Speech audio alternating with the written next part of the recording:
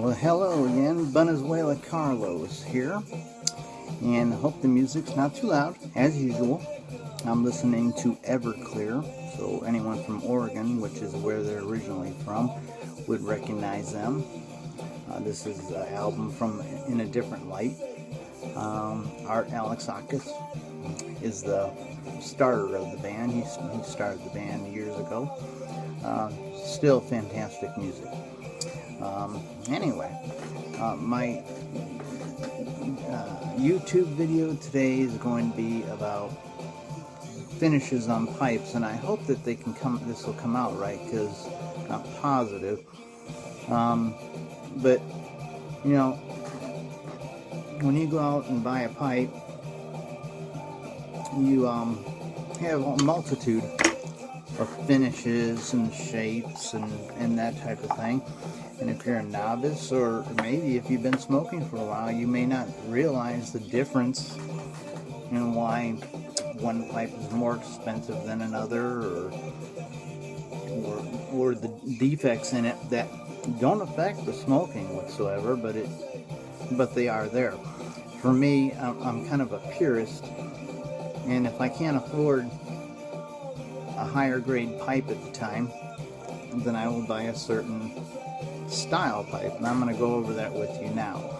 I'm doing this kind of quickly, because the last time I did a video prior to my last one, it was said I went too far. I don't know how that happens when I've seen other videos that have definitely gone longer than 15 minutes, but somehow mine got turned down.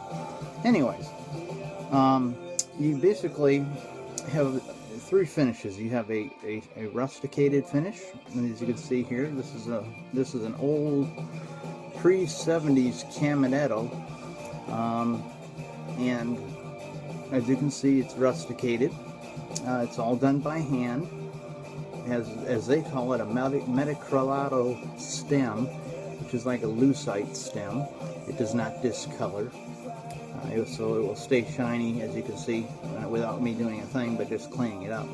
And as you can see, my gray ashes I was talking about, couldn't tell you what kind of tobacco in it that I smoked, but if you watch my last video, you'll know that I'm able to smoke any of the tobaccos with a gray ash in them.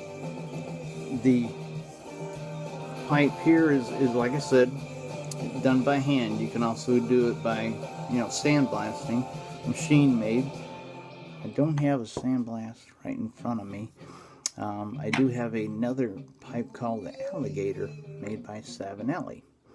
It's also got a lucite stem, so it doesn't discolor, and lucite is my favorite, but some pipe makers or manufacturers don't make pipes with lucite stems. They're staying with vulcanite, which is a hard rubber and can discolor over time, and you have to take care of it, but it doesn't happen overnight. It takes a long time for it to happen, and it doesn't affect the smoke, except later on it does have kind of a funky taste to it on the bit. As you can see, that's kind of as they call Canadian shape. This is an 804 by Savinelli. I tend to like longer pipes, a Lumberman or Canadian. I do have bent pipes as well, but I don't smoke them as much, probably because I don't have that many. I have a lot of pipes.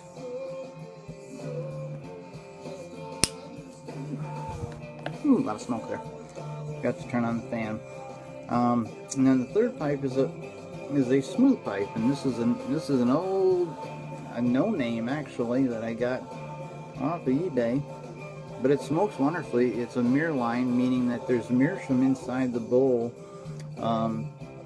inside rather than briar, and it adds to the coolness of the smoke. Now, the one thing that it does have, and hopefully you can see the discoloration down in here, that let's see how the pipe is different colored. And right here especially, that's a good spot right there. That's what they call a fill. Okay? So not going to affect the smoke at all. But over time, the briar colors naturally by the oils and of the tobacco and the tar of the tobacco, and as it's absorbed, it changes color. it's impossible to make that fill color the same way as the wood itself. They can't do it at the same pace. I mean, it's putty rather than, and sometimes it's a mixture of wood and putty or whatever. There's different methods of doing so, but it doesn't affect the smoking whatsoever. If we go back to our first pipe, the Caminetto, they make nice pipes that are smooth pipes, like I just showed you. But you pay for them, and the price difference is very high. The reason being is that it's very hard to find a pipe once you're making it, and you come across a flaw in the wood.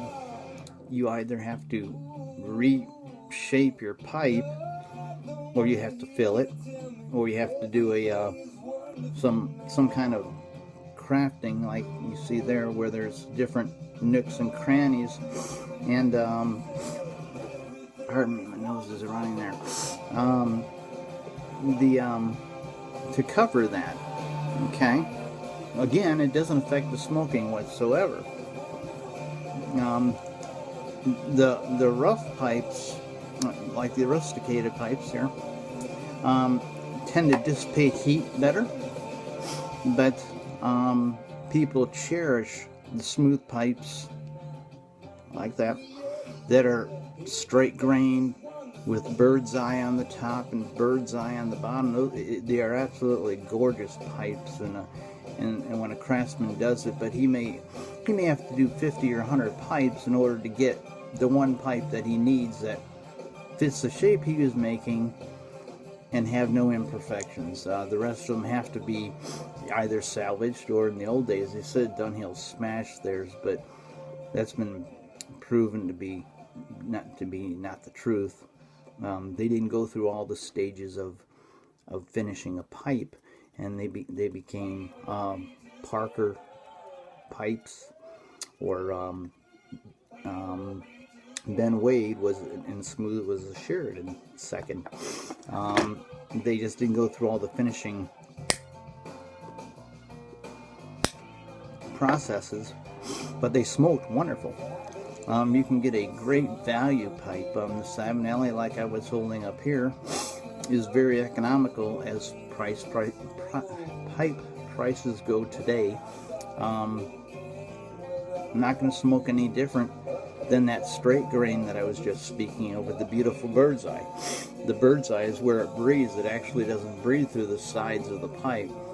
But it will be cooler to the touch, being the rusticated pipe. The smooth pipes tend to be hotter to the touch because there's less surface area to dissipate the heat. But it does not affect the smoking quality of it. Like I said, I buy the rusticated or sandblasted pipes as my budget can afford, and buy a smooth pipe when I can afford it, which is not very often. It's extremely rare because the prices go $400, $500, $600, $800, $1,000, $1,500, depending on the kind of pipe you're looking for. But they will go through the same process as the smooth pipe. They just will be rusticated at the end. Again, doesn't affect the smoke. Doesn't hurt it. And I know I'm using the electric lighter, but it's always easier when we're on YouTube. But I just wanted to tell you a little bit about the different finishes and the stems. I don't want to run over, as I'm at 9:18 on the clock, so I don't want it to go too far. But you are not buying a pipe that won't smoke well, but when you buy a rusticated pipe by Savinelli or a Caminetto or Joby or some of the other name manufacturers, as well as the private label smaller manufacturers, they have to do the same thing. I mean, they go through so many pipes And some pipes can't be salvaged at all, but you don't know this until you've done the carving. You may come up with 4 or 5 problems where the pipe just won't fit to rusticate it, and you have to just destroy it or throw it away. It's just got too many imperfections, and when that happens, you're losing all that wood and time, and that has to be paid for. So that's why you have a price difference when sorry, I have a little cold and I apologize, but you're getting a good value in the rusticated pipe. It's probably the best value to me on the market. When you buy a name brand pipe and you get it in the rusticated finish, it's gone through all the processes of everything else. It's got the rough look to it, which I like the texture of.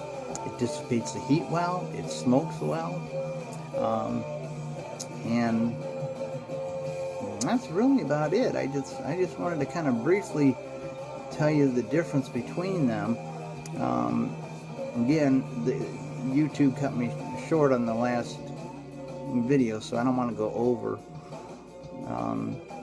But if you have any questions, question me on YouTube. That way I get them, because I do repost this to Facebook on some of the different groups that I'm in, and I don't always see the questions that may be asked. So YouTube is the best place to ask a question if I missed something, or explain something wrong, or something you didn't understand.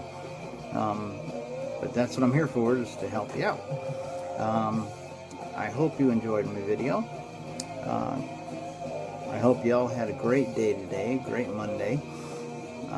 Mine was kind of a rough day, but we won't go into that. We just try to move on, and that's why, like I said, I've told you before, I do these YouTubes to try to change my disposition and my thought process, and take my mind off things.